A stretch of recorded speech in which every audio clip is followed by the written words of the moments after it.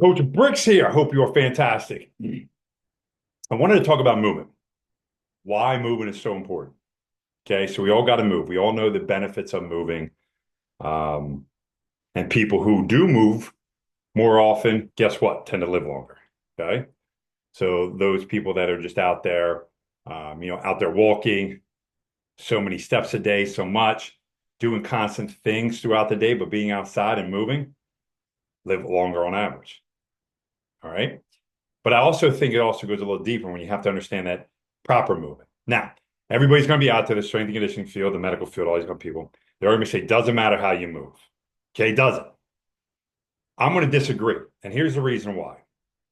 I'm not saying you can't be a great athlete and move incorrectly. There's no question that you can still be a great athlete. I'm talking about longevity. And when you talk about longevity, the body was designed not by science, like everybody tries to break it down into. This is what all these people in these fields and these, sports performance field, these scientists, and everybody tries to put it into a science field. And unfortunately, we're finding out the science most of the time is wrong. Okay. Because it doesn't take into account a bunch of different things. It doesn't look at God, number one, the designer of everything.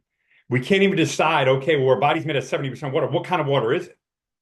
Is it a gas, a liquid, a solid, or is it something else, which I think it is, right? Now, a lot of people are going to deny it in the sports performance field and the medical field. There's no way, no way. Like I said, we can get in debate about water another time.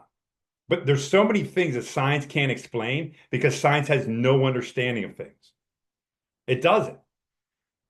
And this is a problem that everybody goes into. So everybody says, yeah, it doesn't matter how you, right? I hear PT say it all the time, doesn't matter, does it? Yeah, you can move however.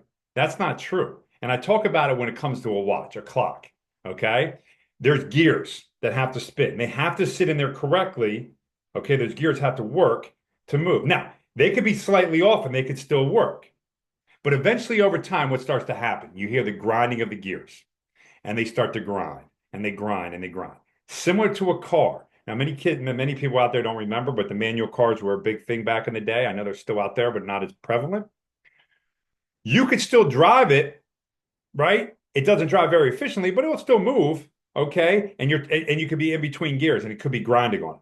Eventually you grind the gears too much. What happens? Everybody tells you to wear the clutch out. It's the same thing with the human body. If I don't move it optimally, the way God designed it, then guess what?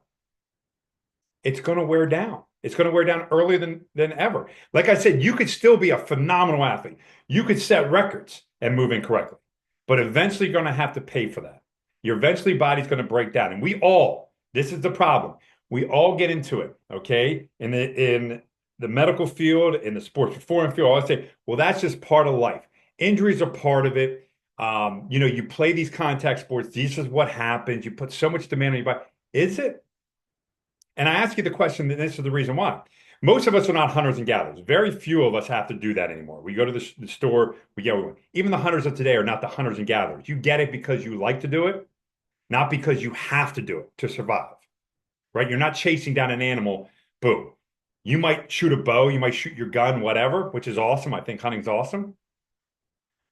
But you're not chasing it down, running through the woods trying to kill it or getting away from something because it's chasing you. Very few people do that. And every once in a while, you're stupid and you get too close to something, and guess what? You got to run. But we're not doing that all the time to try to find our food. So think about how they move. They have to move extremely well. Okay. Now you're saying, well, they're in packs, and then the youngest one, as those people get older and they start to hurt, then the youngest ones take over. But what if they're isolated? What if they're not in a pack anymore? What if you're the only male, or there's only two of you, and you're 80 years old and you still got to get food? What are you going to do? God designed our bodies a certain way to optimize it to the day we die, not to optimize it to 30 or 40 and then be like, okay, well, our body's broken. It happens. No, he optimized it if we move it correctly and do the things that he told us to do, that we should live a very productive life and not have these joint pains and not have these blown out hammies and blown knees and all this kind of stuff if we took care of it. How many athletes you know that are incredible athletes? Then all of a sudden they get to their 30s and 40s and stuff like that, and all of a sudden something starts to hamper on them, right? Hamstrings, knees, right? In the 20s they were killing it. Then all of a sudden they start to get one injury, then the next injury, and the next injury. Did we ever really realize why that occurred? Did we ever ask the questions, why does this occur? Most of us just say, It's the nature of the sport. We're doing it over and over again, and this is what happens. Like I said, the hunters and gatherers had to do it all the time. Now, I don't know many hunters and gatherers, so I can't tell you if they're having knee problems. I highly doubt it because, like I said, they were starved to death. They have to do things. But I do know when I read the Bible that some people were living to 900 some odd years old. Now, we can have a debate about that. Was it really 900 years? Is a year the same thing as us? There's many historians say it is.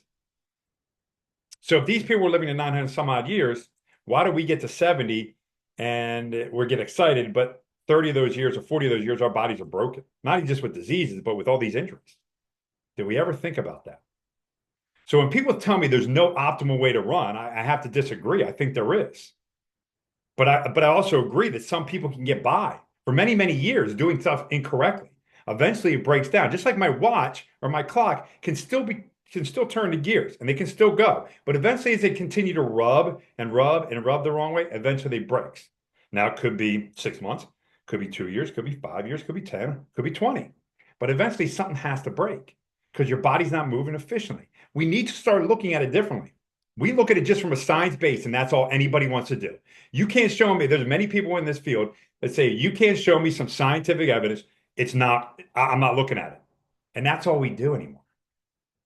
Yet we never take it from the basis of God, number one, how he designed us, and why he designed us, and our DNA has not changed since day one. So if our DNA hasn't changed, we're still hunters and gatherers deep down, okay?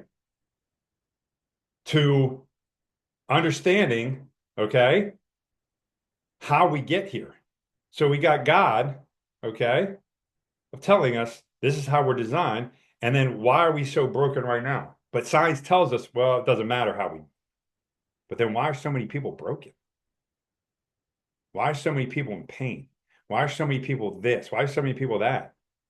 Right? Especially these athletes. Yes, they might not break during their time, but why are they breaking afterwards? It's because they stopped doing something. Has it finally caught up to them? The movement patterns are broken. I mean, you look at a lot of these world-class sprinters, typically towards the end of their career, they start to pull stuff. But why? Is it age? I don't like that age thing because I see people that are, you know what I mean, older, 60, 70, 80s, and they're moving pretty well and they're not having any issues. So what could be that? And I was talking about my great aunt. She was 100 years old. She was still swimming a week before she passed. So walked everywhere, did everything. So, I mean, I don't understand. And I guess that's where I get frustrated with so many people out there say, oh, it doesn't matter, doesn't matter, doesn't matter, doesn't matter. Doesn't it? Now, maybe for your performance, maybe it doesn't matter. You know what I mean? If I see somebody running wrong and they're the fastest dude out there, maybe it doesn't matter. Maybe they can turn their feet out and stuff like that. Eventually, it's going to matter. Their body's going to break down because you can't continue to change your movement pattern. You can't. It's just how God designed us. And you have to look at a baby. Let's go back to the babies. Look at pictures, and I talk about this all the time. Let's look at pictures. Okay, and I always look at my daughters.